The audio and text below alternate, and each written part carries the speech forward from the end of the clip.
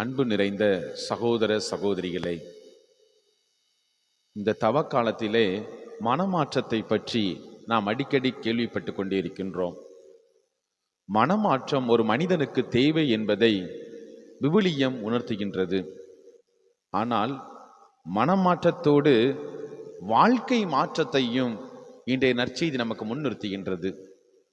வாழ்க்கை மாற்றம் என்றால் என்ன?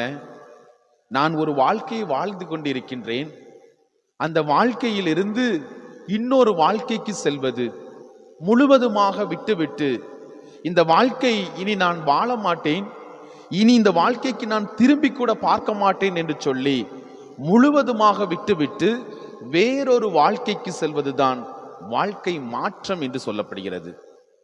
இன்றைய நற்செய்தியிலே லேவி என்னும் மத்தேயுவை பற்றி நாம் வாசிக்கின்றோம்.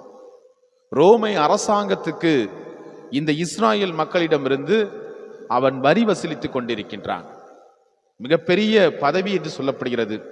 அதிகாரம் அனைத்தும் உள்ளடக்கிய ஒரு பதவி. ஆனால் இயேசு அழைத்த போது என்னை பின்பற்றி வா என்று சொன்னவுடன் எல்லாவற்றையும் விட்டுவிட்டு அவன் பின்பற்றுகின்றான். வழக்கமாக இந்த வரி வசூலிக்கக்கூடியவர்கள் அதிகமாக பேசக்கூடியவர்கள். எப்படியாவது அதிகமாக வரி வசூலிக்க வேண்டும், அந்த வரி வசூலிப்பதிலிருந்து எனக்கு என்ன கிடைக்கும் என்பதைத்தான் அவர்கள் அடிக்கடி முன்னிறுத்தி பார்க்கக்கூடியவர்கள். ஆனால் இந்த லேவி என்ற மத்தேயு இயேசு அழைத்த போது ஒரு வார்த்தை கூட பேசவில்லை. எல்லாவற்றையும் விட்டுவிட்டு இயேசுவை அவன் பின்பற்றி செல்கின்றான். அதோடு மட்டுமல்ல, ஆண்டவருக்கு தன்னுடைய இல்லத்திலே அவன் விருந்து கொடுப்பதாகவும் பார்க்கின்றான். என் அன்புக்குரிய சகோதர சகோதரிகளே, இந்த தவக்காலம் அடிக்கடி முன்னிறுத்துவது மனமாற்றம், அதோடு சேர்ந்து வாழ்க்கை மாற்றம் என்பதை பார்க்கின்றோம்.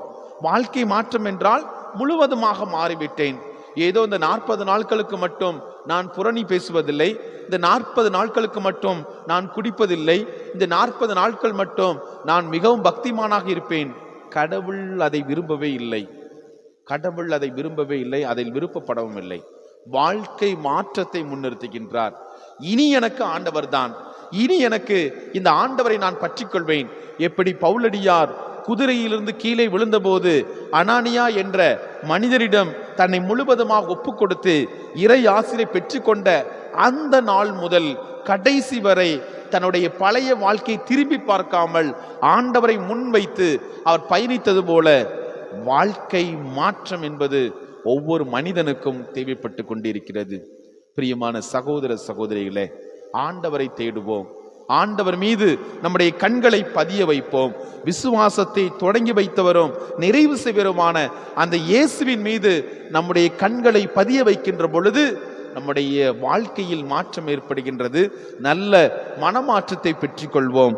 அன்புக்குரியவர்களே, நாம் எத்தகைய பாவைகளாக இருந்தாலும் கடவுள் நம்மை வெறுப்பதில்லை.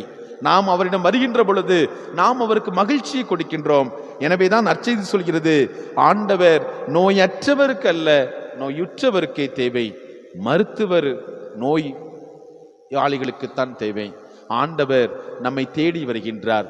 தேடி வருகின்ற அந்த தெய்வத்தை இனம் கண்டு கொண்டு அவரை முழுவதுமாக பின்பற்றுவோம். ஆண்டவர் நம்மை அரவணைப்பார், ஆண்டவர் நம்மை ஏற்றுக்கொள்வார்.